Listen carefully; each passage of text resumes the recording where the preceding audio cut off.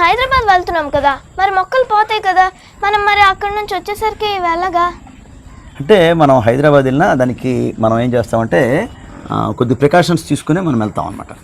Precautions అంటే మనకి ప్రభ ఉంది కదా, ప్రభకి కొన్ని విషయాలు మనం చెప్తాం. అంటే వేసవిలో మొక్కలు ఏ విధంగా మనం చూడాలి అనే విషయాల మీద ప్రభకి, తర్వాత మన సరస్సుకి ఇద్దరికి కూడా మనం చెప్పాం ఎలా చూడాలనే దాని మీద.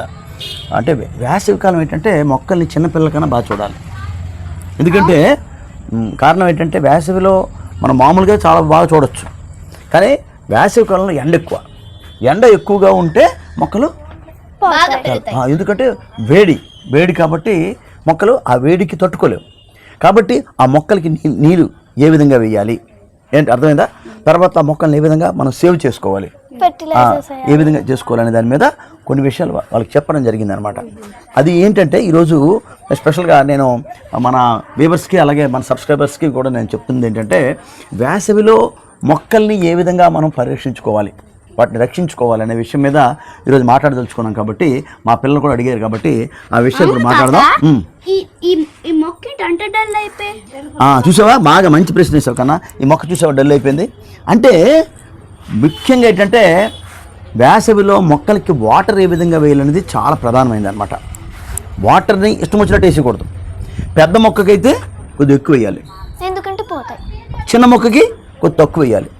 ఇలా సక్లెంట్స్ ఉన్నాయి చూసారా, ఈ సక్లెంట్స్కి చాలా తక్కువ వేయాలి. అది డ్రై అయిన తర్వాత మళ్ళీ నీళ్ళు వేయాలన్నమాట. అంటే మనం కొద్దిగా వేయాలన్నమాట. అందుకే నేను ప్రభకి చెప్తుంటాను, ఏం చెప్తుంటానంటే ప్రభకి నువ్వు ఈ మొక్కలకి కొద్దిగా వేయమ్మా, ఎందుకంటే ఎక్కువ వేస్తే అది కుళ్ళిపోతుంది అనమాట. ఆ మొక్క కుళ్ళిపోతుంది కాబట్టి దీన్ని కొద్దిగా వేయాలి. పెద్ద మొక్క ఉందనుకోండి, ఇప్పుడు పెద్ద మొక్క ఆకులు చూసారా, ఎక్కువ ఆకులు ఉండి ఎక్కువ పెద్దది అయ్యింది అనుకోండి, ఈ ఆకులు ఎక్కువ వాటర్ని పీల్చుకుంటాయి అన్నమాట. కాబట్టి దీనికి ఏంటి వేయాలి, ఎక్కువ వేయాలి వాటర్. ఇప్పుడు ఇది కూడా ఎక్కువ వేయాలి. అలాగే ఇప్పుడు ఈ సర్క్లెంట్స్ ఉన్నాయి చూసారా, దీనికి కొద్దిగా వేయాలి, అలా వేయాలన్నమాట. అంటే కొన్ని లైటింగ్లో ఉంటాయి కాబట్టి ఎండ ఎక్కువ తోలుతుంది, అక్కడ సాయిల్ నుంచి డ్రై అయిపోతుంది కాబట్టి అక్కడ కొద్దిగా మనం ఎక్కువ వాటర్ పోయాలి. అంతేకాకుండా ఏంటంటే ఎక్కువ ఎండ ఉన్నవి కొన్ని ఉంటాయి, ఎండలో పెడతాం కదా, ఆ ఎండ వేడికి మట్టి బాగా డ్రై అయిపోకుండా ఏం చేస్తామంటే మల్చింగ్ అని అంటారు దాన్ని. మల్చింగ్ అంటే మీకు తెలియదు కదా, చిన్నపిల్లలు మీకు తెలియదు. మల్చింగ్ అంటే ఏంటంటే ఆ మట్టి అనేది ఎండిపోకుండా దానికి చుట్టూ మనం వచ్చి కొబ్బరి పీచు లేకపోతే మన మిద్దె తోటలో ప్రభగా తుడుస్తుంది కదా ఆ ఆకులు అలాంటివి వేసామనుకోండి, అప్పుడు మట్టి ఎండిపోదు అనమాట. ఎందుకు అడ్డు ఉంటుంది, ఎండకి మనం పచ్చిగా ఉంటుంది అనమాట మట్టి. లేకపోతే ఏమవుతుందంటే బాగా ఆరిపోయి మొక్క వచ్చి చచ్చిపోతుంది. అలాగే ఎక్కువ వాటర్ వేసినా చచ్చిపోతుంది. వాటర్ కూడా ఏంటంటే కొద్దిగా వేయాలి, కొన్ని మొక్కలకి ఎక్కువ వేయాలి.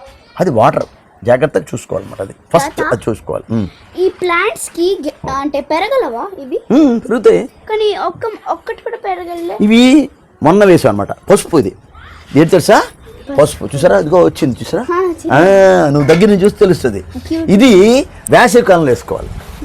పసుపు వేసవి కాలంలో వేసుకోవాలి. ఈ మధ్య వేసాం, వారం అయింది చూసారా, మొలకలు వచ్చేసాయి చూసారా, చక్కగా మొలకలు వచ్చేసాయి. ఇదంతా కూడా ఇది మట్టిని జాగ్రత్తగా మనం కలుపుకొని ఒక అనుకున్న పాల ప్రకారంగా వేసుకుని అది వేసుకుంటే చక్కగా లేస్తాయి అనమాట. ఇంక ముందు వేసిన బాగా ఆకులు వచ్చాయి. కాదు, పసుపు యాక్చువల్గా వేడిగా సమ్మర్లో వేసుకోవాలి. పసుపు వేసుకోవడం కూడా ఏం చేయాలి, ముందు తీసుకుంటే కదా పసుపు, ఆ పసుపుని గాలి వెళ్తున్న ప్లేస్లో ఒక కంటైనర్లో, గాలి వెళ్తురు వెళ్ళే కంటైనర్లో మనం దాచుకోవాలి, ఉంచుకోవాలి. నీడలో ఉంచుకుంటే దానికి ఇలా మొలకలు వస్తాయి, చిన్న మొలకలు. ఉదయం నేను చూపించాను. అప్పుడు ఇది సుమారు 8-9 monthsకి లోపల నుంచి మనకి దుంపలు అవుతాయి అన్నమాట. అర్థమైందా? అలాగా ఒక్కొక్క మొక్కని ఒక్కొక్క విధంగా చూడాలి. అన్ని మొక్కలకి ఒకే విధంగా నీళ్ళేసేయడం, అన్ని మొక్కలకి ఒక విధంగా చేయడం కాదు. అందుకే మనం ఏం చేసాం, ఇదిగో కొద్దిగా వాటర్ వేయాలి కదా, అందుకు ఆ కొద్దిగా వాటర్ అన్నీ ఇక్కడ పెట్టుకున్నాం. ఎక్కడ? షెడ్ కింద. ఓకే ఫ్రెండ్స్, నిన్న ఈ వీడియో తీస్తున్నప్పుడు మనకి రిలేటివ్స్ వచ్చారు. రిలేటివ్స్ రావడం వల్ల వీడియో మధ్యలో ఆపడం జరిగింది. దాన్ని కంటిన్యూ చేస్తున్నాం. ఎందుకంటే వేసవిలో మనకి టెర్రస్ గార్డెన్లో ప్రత్యేకంగా తీసుకోవాల్సిన జాగ్రత్తలు ఏంటి, ఏం చేస్తే మొక్కలు సేఫ్గా ఉంటాయనే దాని మీద మనం మాట్లాడుకుంటున్నాం అనమాట. మీ తాలూకు అనుభవాలు కూడా మాకు తెలియజేయండి ఫ్రెండ్స్, ఓకేనా? ఓకే, ఇంకెటికన్నా మీకేంటి డౌట్స్ ఇంకా? తాత మరి మనకి గాలులు ఎక్కువ కదా, మరి ఈ కుండీలు అవన్నీ పడిపోతాయి కదా, మరి ఏం చేస్తారు? కరెక్ట్.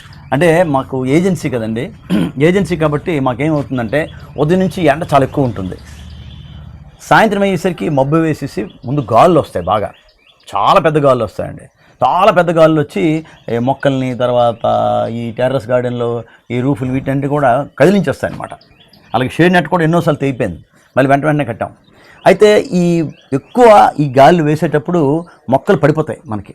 కాబట్టి ఏం చేస్తామంటే చూసారా, ఒకసారి మీరు చూడండి, ఇదిగోండి చూసారా, ఇలా సేఫ్ సైడ్గా మొక్కల్ని ఏదో ఒక దీనికి కట్టాలి, లేదా గోడ అంచుల్లో పెట్టాలి. ఈ రెండు సేఫ్ సైడ్ మనం చేసుకోవాలన్నమాట. చూసారు ఇక్కడ కట్టాము, చూసారా, దీన్ని కూడా కట్టామండి పక్క సైడ్కి వేసి. అలాగే ఇదిగో చూడండి, దీన్ని కూడా కట్టడం జరిగింది, దీన్ని కూడా కట్టడం జరిగింది. అంటే మా అనుభవాలు మీకు తెలియజేస్తున్నాను అనమాట. ఈ విధంగా కట్టడం వల్ల గాలి వచ్చినా ఏమవుదండి, ఇలా చూడండి, ఇలా మనం కదిపినా ఏమవుతుంది అనమాట. ఆ విధంగా మనం పెద్ద పెద్ద గాలులు వచ్చేటప్పుడు మనకు అనుకోకుండా వస్తాయన్నమాట. మనం వచ్చినప్పుడు ఈ విధంగా సేఫ్ సైడ్గా మొక్కల్ని గట్టిగా కట్టుకుంటే మొక్క పాడవుతుంది, లేదా కాస్ట్లీ మొక్కలు మనకి పాడే ప్రమాదం ఉందన్నమాట. అది కూడా గమనించాలి. ఇక్కడ కూడా చూపిస్తాను ఒకటి రండి. అంటే ఇది పెద్దదే కానీ మనం ఇదిగోండి ఈ విధంగా చూడండి, గ్రో బ్యాగ్ ఇది ఇలా ఇలా చూసారా, ఇలా కూడా కట్టుకున్నాం అనమాట. మనం ఈ విధంగా గాలి వచ్చినా కదలదు అనమాట, మనం ఎంత గట్టి గాలి వచ్చినా పక్క పడదు అనమాట. ఆ విధంగా కట్టిస్తాం అనమాట. అది విషయం అనమాట. ఆపుతుంది మధ్య మధ్యలో. అంటే ఒత్తి వాటర్ ఒక్కటే మనం వేయం.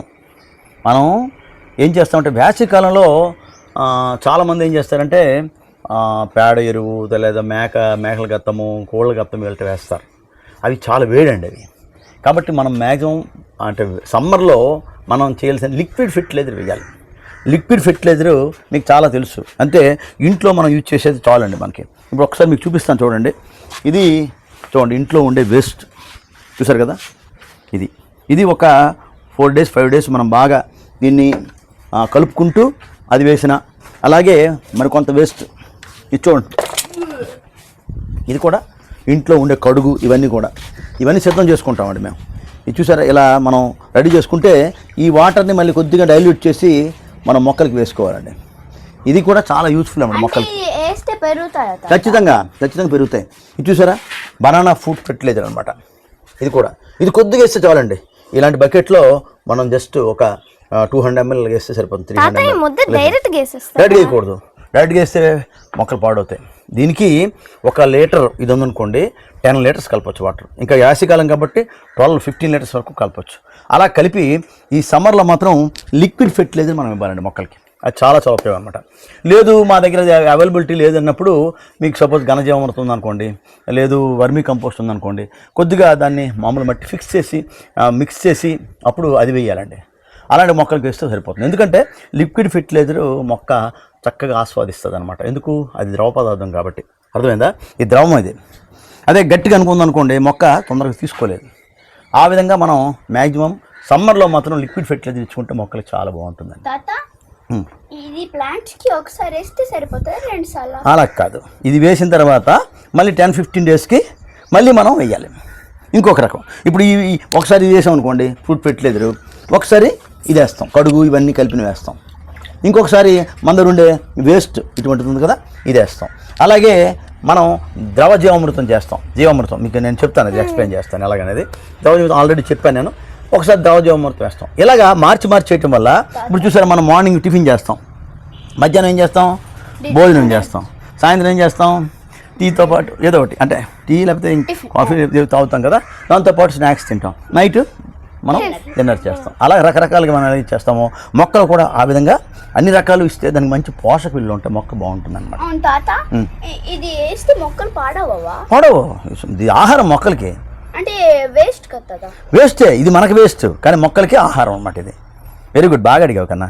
అంటే మొక్కలకి ఇలాగ కుళ్ళిన పదార్థాలు ఏవైతే ఉన్నాయో అవి బాగా మనం ద్రవంలో బాగా కలిపి అవి వేస్తే మొక్క చాలా హ్యాపీ ఫీల్ అవుద్ది. మనం చూడండి, మీకు ఇష్టమైన ఫుడ్ ఏదైనా ఉందనుకోండి, అమ్మమ్మ చేసింది అనుకోండి, ఏంటంటావు నువ్వు అమ్మమ్మకి? చాలా బాగుందమ్మా, చాలా థ్యాంక్స్ అమ్మమ్మ అంటుంటాం కదా. అలాగే మొక్కలు కూడా చాలా హ్యాపీ ఫీల్ అవుతాయి ఈ సమ్మర్లో ద్రవజీవామృతం వేసేసరికి.